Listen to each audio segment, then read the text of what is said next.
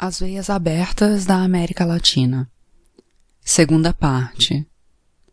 O desenvolvimento é uma viagem com mais náufragos do que navegantes. História da morte prematura. Do Rio, os navios de guerra britânicos saudavam a independência.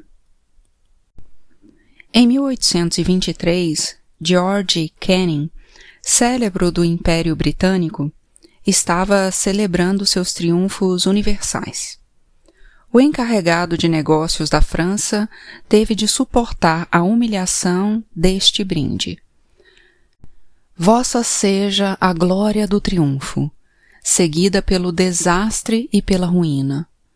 Nosso seja o tráfico sem glória da indústria e da prosperidade sempre crescente.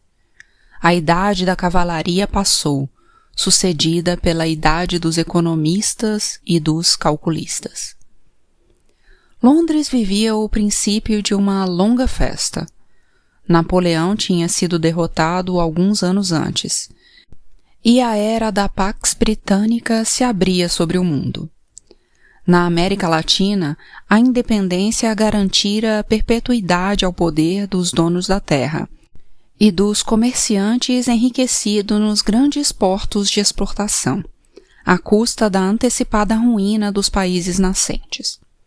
As antigas colônias espanholas, e também o Brasil, eram mercados ávidos para os tecidos ingleses e para as libras esterlinas a tantos por cento.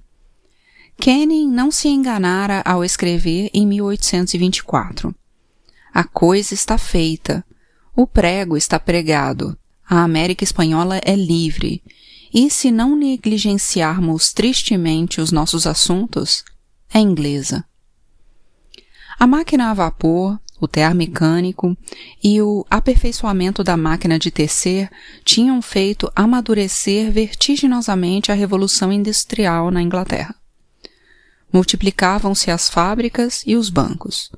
Os motores de combustão interna haviam modernizado a navegação e um sem número de grandes navios rumavam para os 4 pontos cardeais, universalizando a expansão industrial inglesa. A economia britânica pagava com tecidos de algodão os couros do Rio da Prata, o guano e o nitrato do Peru, o cobre do Chile, o açúcar de Cuba, o café do Brasil. As exportações industriais, os fretes, os seguros, os juros dos empréstimos e os dividendos dos investimentos alimentariam, ao longo do século XIX, a pujante prosperidade da Inglaterra. Em verdade, antes das guerras de independência, os ingleses já controlavam boa parte do comércio legal entre a Espanha e suas colônias, e haviam lançado às costas da América Latina um caudaloso e persistente fluxo de mercadorias de contrabando. O tráfico de escravos proporcionava um anteparo eficaz para o comércio clandestino, ainda que ao fim e ao cabo as alfândegas também registrassem, em toda a América Latina, uma esmagadora maioria de produtos que não provinham da Espanha. Nos fatos, o monopólio espanhol nunca existiu. A colônia já estava perdida para a metrópole muito antes de 1810, e a Revolução não representou nada mais que um reconhecimento político de semelhante estado de coisas. As tropas britânicas tinham conquistado Trindade, no Caribe, ao preço de uma só baixa, mas o comandante da expedição, Sir Ralph Abercrombie, estava convencido de que não seriam fáceis as conquistas militares na América Espanhola. Pouco depois, fracassaram as invasões inglesas no Rio da Prata. A derrota fortaleceu a opinião de Abercrombie sobre a ineficácia das expedições armadas e o momento histórico dos diplomatas, mercadores e banqueiros. Uma nova ordem liberal nas colônias espanholas ofereceria à Grã-Bretanha a oportunidade de abocanhar as 9/10 partes do comércio na América Espanhola. A febre da independência fervia em terras hispano-americanas. A partir de 1810, Londres aplicou uma política serpejante e dúplice, cujas flutuações obedeceram à necessidade de favorecer o comércio inglês, impedir que a América Latina caísse nas mãos dos Estados Unidos ou da França e prevenir uma possível infecção interna do jacobinismo nos novos países que nasciam para a liberdade. Quando se constituiu a Junta Revolucionária em Buenos Aires, em 25 de maio de 1810, uma salva de banhonaços dos navios britânicos assaudou desde o Rio.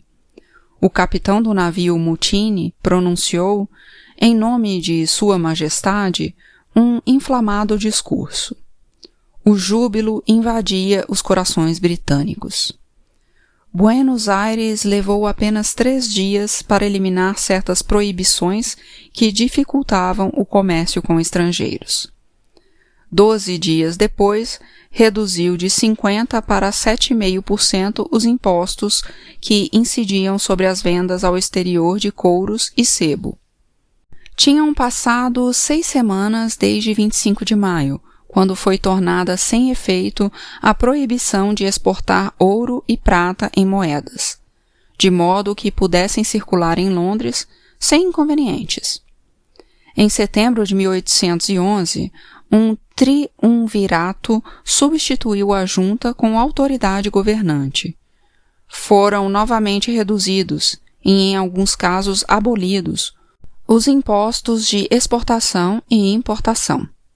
A partir de 1813, quando a Assembleia se declarou autoridade soberana, os comerciantes estrangeiros ficaram desobrigados de vender suas mercadorias através dos comerciantes nativos. O comércio, em verdade, tornou-se livre.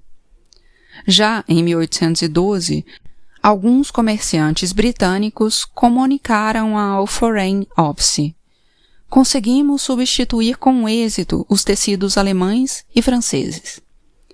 Tinham substituído também a produção dos tecedores argentinos, estrangulados pelo Porto Livre Cambista. E o mesmo processo se registrou, com variantes, em outras regiões da América Latina. De Yorkshire e Lancashire, dos Chevriots e Gales, brotavam sem cessar artigos de algodão e de lã, de ferro e de couro, de madeira e porcelana. Os teares de Manchester, as ferrarias de Sheffield, as olarias de Voncerter e Shropshire inundaram os mercados latino-americanos. O livre comércio enriquecia os portos que viviam da exportação e elevava aos céus o nível de esbanjamento das oligarquias ansiosas por desfrutar de todo o luxo que o mundo oferecia. E arruinava as incipientes manufaturas locais e frustrava a expansão do mercado interno. As indústrias domésticas, precárias e de muito baixo nível técnico, tinham surgido no mundo colonial, apesar das proibições da metrópole, e experimentavam uma culminância, às vésperas da independência, em consequência do afrouxamento dos laços opressores da Espanha e das dificuldades de abastecimento que a guerra europeia provocou.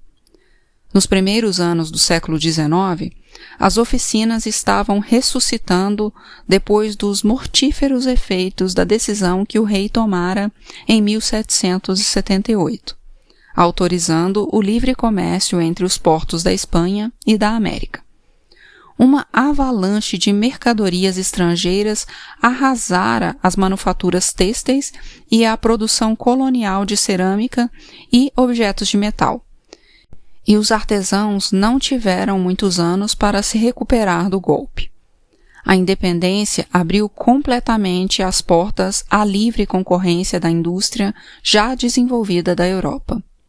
Os vai-e-vens posteriores nas políticas aduaneiras dos governos da independência gerariam sucessivas mortes e renascimentos das manufaturas locais, sem a possibilidade de um desenvolvimento sustentado no tempo.